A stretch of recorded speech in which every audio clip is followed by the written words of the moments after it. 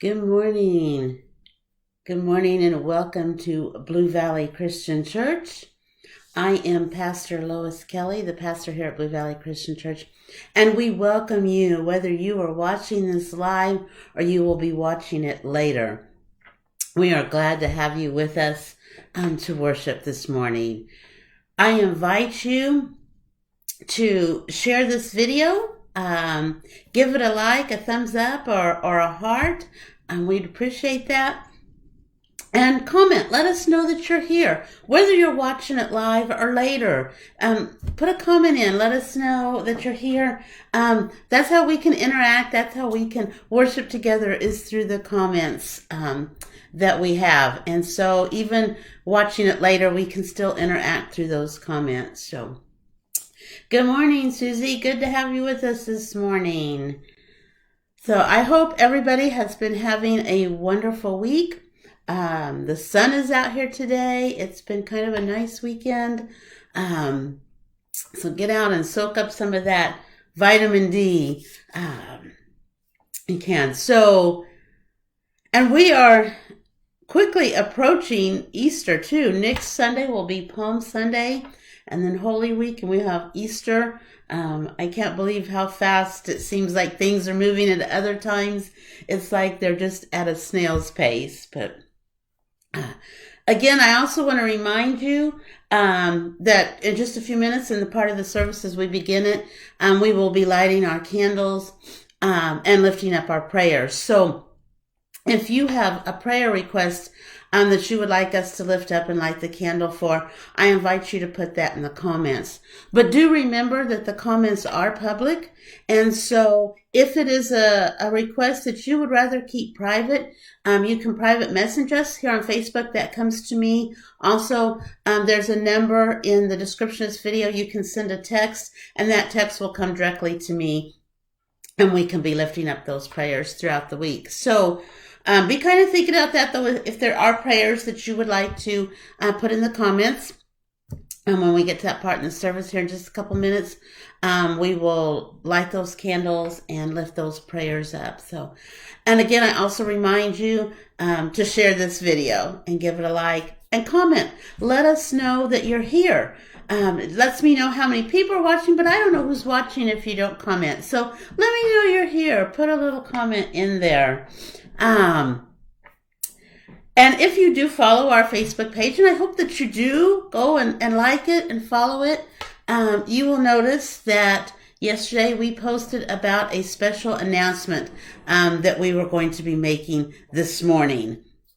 And so I am going to share that announcement with you now. It's an exciting announcement. So in 2 weeks, on Easter Sunday, I will be in person with our residents at Silvercrest. I am so excited. We will still be online. We will still have our live service at the same time. It might be tricky, and bear with me on that Easter Sunday. We're going to make it happen. I will be at Silvercrest with the residents for in-person worship, and also have Facebook Live going. Our hope is very soon we will be able to bring the rest of the church in as well. So I am excited for that baby step and for getting to move in and a little bit closer to having a full-on in-person worship. So I feel like we're kind of like the kids in their school. It's a hybrid. You know, I've got some online and I'll have some in person. So we're going to make it happen. And like I said, bear with me. I'm going to do my best to make it all work. It'll just be me at first. I'm hoping that soon after I can have our worship person and the person that does our screen, our PowerPoint in, and that will help make it a little bit smoother. But bear with me for that first week for sure. So, good morning, Jan. Yes, another sunshiny day. I love it. Good morning, Cynthia. I know, isn't it? It is so awesome. Yes, it is such good news. I'm very excited about it. I will also, starting in April, be back in the building more, of a full time. So I will be back and doing activities and having some open office hours there during the week. So that is wonderful, wonderful. I'll have to go back to maybe, getting up a little bit earlier, and, I'm not just going to be at home doing this. I guess I need to, get out the rest of my nicer clothes and put the sweats away for a while. And that's okay. I'm glad to do that. This is very exciting news. So, again, share this video. Prayers for Easter Sunday, and please come join us online, because we will be there, and it will be a celebration that I will be back in the building, and that very soon the hope is, we're working on being able to get the rest of the church back in the building. We just need to make sure it's safe. We need to look at vaccinations and numbers. So hopefully that can happen sooner than later. And so prayers for all of that. And again, if you have prayer requests that you want us to do when we light the candles, be sure and put those in the comments, as we are going to get ready to start our worship this morning, starting it on such an exciting note. So I invite you. Let us know those prayer requests. Again, if you want to keep it private, you can private message us through Facebook. That will come to me. And also there's a number in the comments here. You can text that. That does come directly to me. Nobody sees those prayer requests but me. If you like, I share them with our prayer group, and we will be praying during the week. If you still want to keep that private, I will be praying for you during the week. So, let us start our worship with lighting the candles for our prayer requests, our concerns, our joys, the requests that we would like to lift up to God. And I am going to light one for the joy of one step closer to full in-person worship. God of mercy, thank you, and hear our prayer. All right.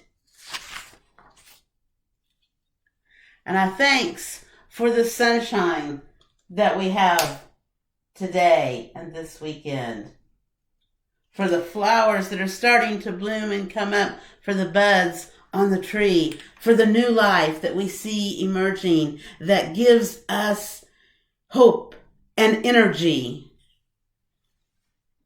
We lift those up. I lift up those that even though the sun is out and it's a beautiful day, their burdens are heavy and it's not beautiful for them, that they're still in a dark spot. We lift them up.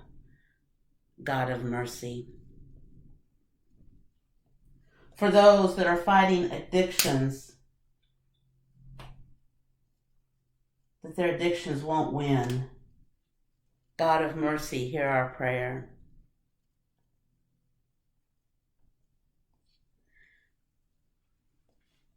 And for all of those prayers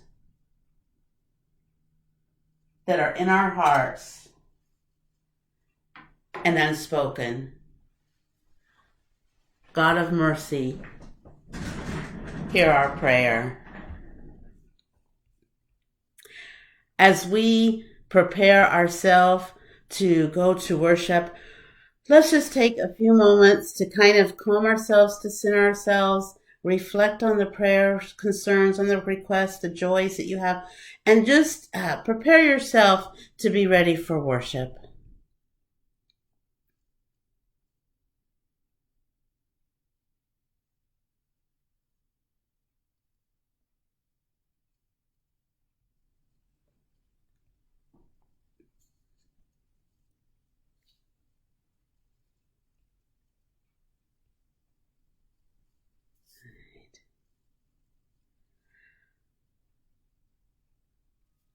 Oh, yes, and Cynthia, what a prayer of joy, an in-person visit from her son who lives in Omaha. That is definitely a wonderful joy, and I know that you will be enjoying that visit. We light that candle and raise that up. What a praise. So, our scripture this morning comes from the book of Psalms. And the first one is Psalms 10. It's 14b and then verses 17 and 18. The helpless, the orphans, commit themselves to you, and you have been their helper. O Eternal One, you have heard the longings of the poor and lowly. You will strengthen them. You who are of heaven will hear them, vindicating the orphan and the oppressed. So the people who are of the earth will terrify them no more. And then in Psalms chapter 18, verses 6 and 16. In my time of need, I called to the Eternal. I begged my true God for help. He heard my voice echo up to his temple, and my cry came to his ears.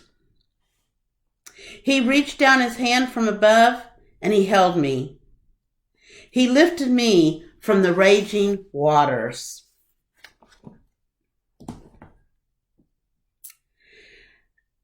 These verses remind us, and they're just a couple of the many, many passages in the Bible that remind us of God's hope, of God's help, how God helps the helpless. God helps those who can't help themselves. And in a minute, we're going to sort of look at what does that look like? How does God do that? And who does God work through to make that happen? But so we hear that God is helping the helpless. Okay, let's remember that. God helps the helpless. Okay, so why in the heck do we have the phrase that God helps those who help themselves? Okay. Doesn't mean that, God also helps when we're able to help ourselves. But when we're not able to help ourselves, when you say something like that, it makes it sound like God doesn't care. And God's not going to help you because you're not doing anything to help yourself. Too bad that you can't help yourself. Too bad for whatever reason it is. Whether it's a dark place you're in, whether it's a physical thing, mental thing, whatever it is, a financial thing. To say that says that God doesn't care. And actually, let's be honest. This is said in a way that is demeaning. It is said in a way that is meant to be demeaning. I hear it said when people are talking about another group of people that they want to put down, that they want to say is worthless, that they want to believe that God doesn't care about those people. And yet, we see in the Bible, we see in Leviticus, in their laws, there was the gleaning. And we hear where it says that when they harvest their crops, do not harvest from the edges. Leave at the edges of your fields. For those who are hungry, those who are unable to make ends meet, those who are strangers in the land, those who do not have food. Leave it so that they will have food.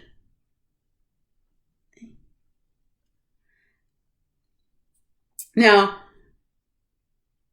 there are parts of the Bible where it does talk about idleness or laziness. But that's not what we're really saying when we're using this phrase. And we're not to get into that. But when we want to just lump a whole group of people into this saying, we've missed the boat. We've missed it, guys. This is just a way for Christians to ignore God's command to love others. God's desire for us to have compassion and help those in need.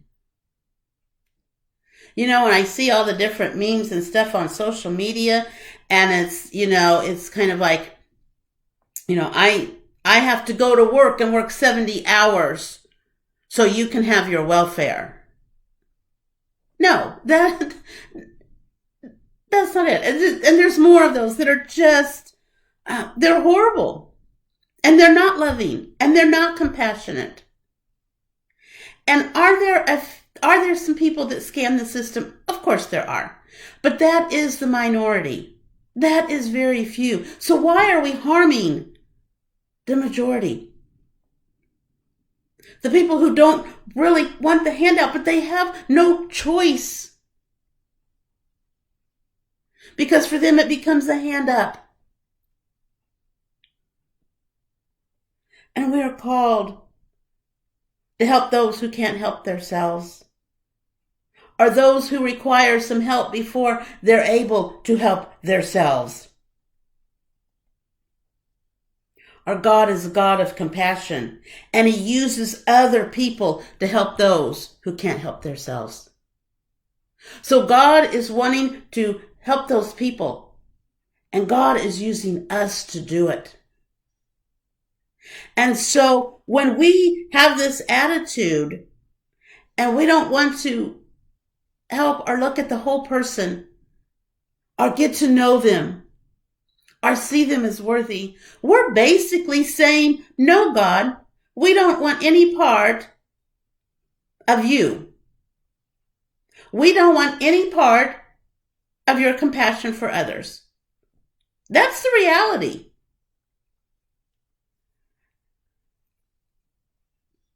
And it's so hurtful and harmful when others in the name of Christianity use this phrase, and pick yourself up by your bootstraps. Walk in their shoes. And even those where they say, well, if I give them this, they're just gonna go get booze with it or drugs, whatever. That is their darkness. That is their burden. So what if instead we looked at how can we help them without enabling that, but how can we help them? And how can we eventually help them to get released from that prison they put themselves in, released from that dark place they're in? And lift them up. There is so much division in this world, in our country. And those with the most power to help make it happen want to keep all of us that can even do more, because it's each individual and it's a one-on-one, because that's how it truly happens. So those that are really scared figure if they can keep all of us as individuals fighting against each other, believing in these sayings that aren't true, trying to convince us that they come from the Bible and from God, then they win. We need to start thinking and looking at people like God does, with the compassionate eyes.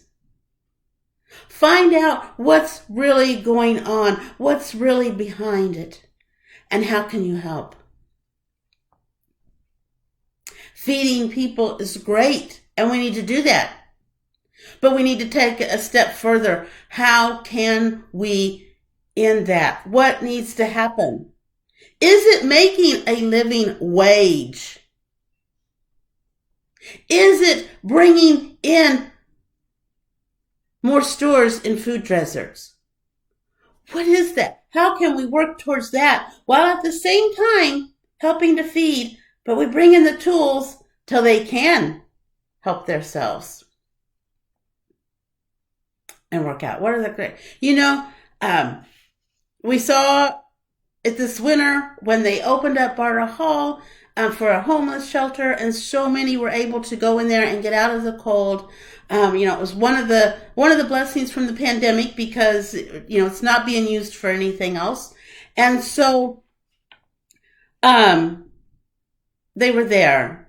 And now, yes, there's part of it, and it's been shut down because the thought is spring is here and it's warmer now. Well, it's still 30-some degrees at night. It's still cold. But here's the one thing I want to focus on. I heard a news story that and they talked about all the thousands of meals that they served, all the people that came in.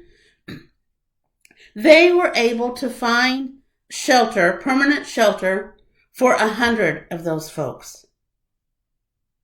Now that's awesome. Now it could have just been, here's this shelter, come and sleep here, have a warm place at night. I'm sorry, you're on your own during the day, go do whatever. You can come back here and pretty soon we're going to shut it down and that's the end of it. Now that's just a small little ripple that happened with those 100. But what if, we keep working and different organizations are working towards that? And how do we what can we do? What kind of help is needed? What kind of resources? But if we also just work one-on-one and help some of those bigger organizations, what a difference could it make?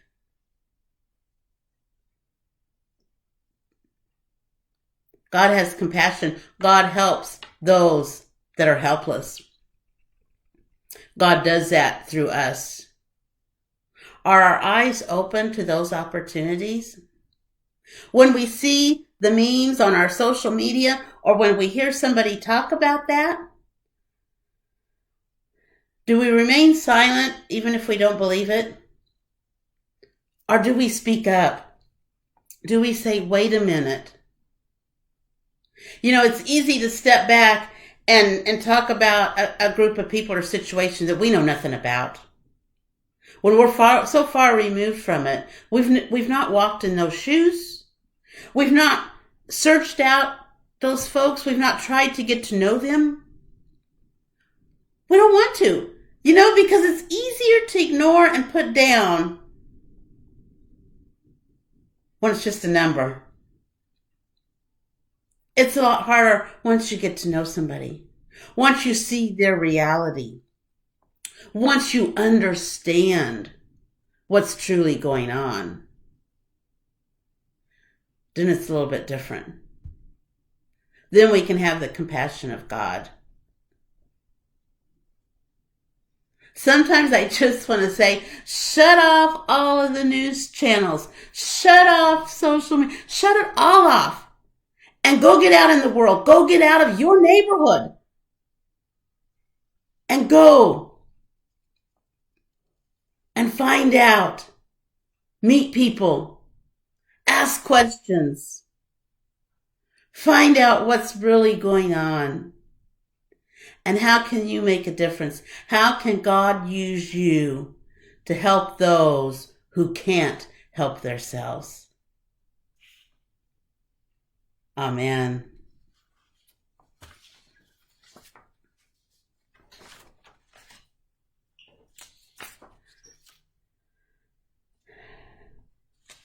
There's an interesting side note I want to tell you about that saying, that God helps those that help themselves. And so I had to look it up. Where did that phrase even come from?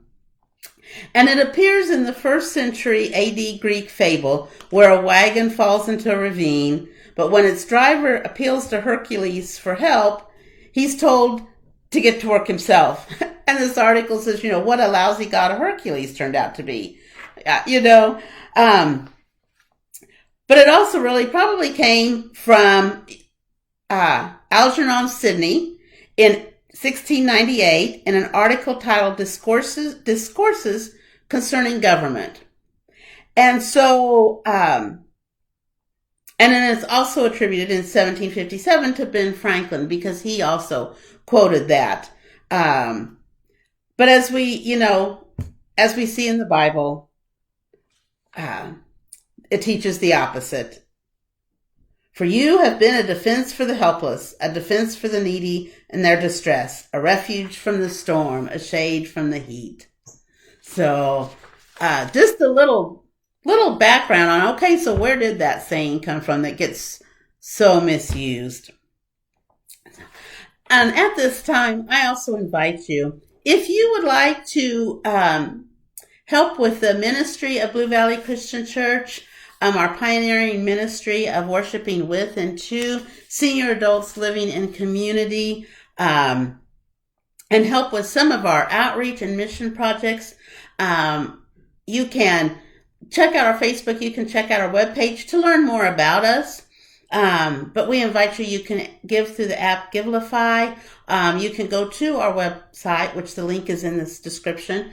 And there's a donate button. You can click on there. And you can also just mail a check. We also still take checks. So, and our address is on our website to mail those, to help us continue, the work that we're doing in the ministry of Blue Valley Christian Church. May what we give today be blessed. May all that we receive today enrich our lives and the lives of others. And so as we also prepare for our communion, I invite you, whatever elements you might have, whatever food or drink that you have, that can be your communion. And if you don't, we do a virtual communion, means we just focus on what does taking communion mean to you. And just kind of focus on that as we take our communion. Welcome to this virtual banqueting table. This is a table of hospitality, of sharing, and of celebration. We break bread and pour wine because these are the gifts that strengthen our journey together. Remembering our common humanity, we remember and honor the justice imperative that is the biblical heritage. Justice is not belief, but action, not silence, but voice, not tolerance, but compassion. A banquet reminds us of our common humanity and our common need for just relationships. Jesus said, "If you love those who love you, what merit is there in that? An outlaw can do the same thing. And if you give only to those who give back to you, do you really expect congratulations? Rather, love your enemies, do good, and lend without expecting anything in return." The call to follow justice is easy to say, but the resolve to follow justice is difficult to muster. Together, let us be a community that not only speaks the word, but follows the dictate. We break bread as an act of solidarity. We pour wine as an act of sharing. Welcome to this banquet celebration as you now take your communion.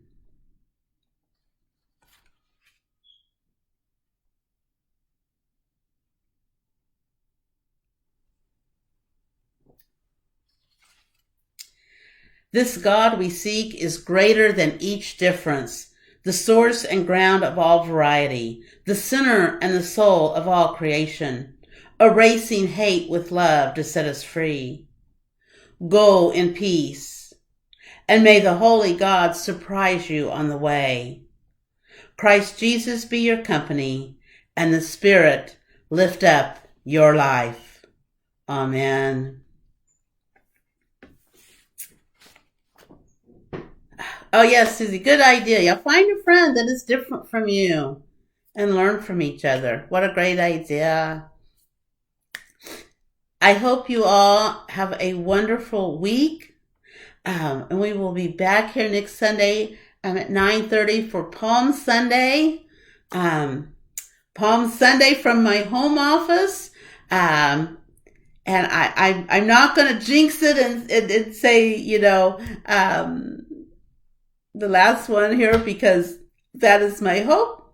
But we will be here for Palm Sunday, and then during Holy Week, I will have videos throughout the week, just short little 5-minute meditation videos that I will post throughout Holy Week to kind of help us as we focus on that and get ready for Easter Sunday. So Share this video, give it a like, continue to comment. If you're watching this later, continue to comment. We can interact through those comments. So have a great day, a great week, and I will see you all next week.